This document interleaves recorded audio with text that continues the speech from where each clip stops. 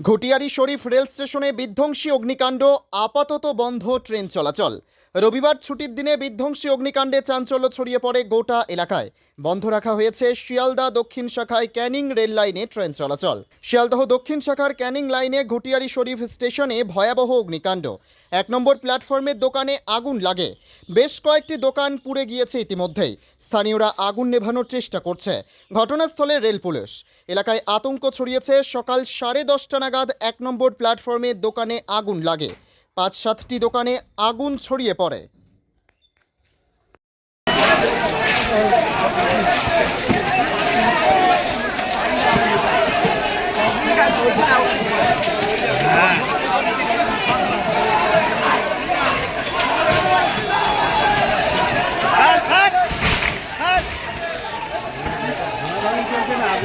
যায় যাক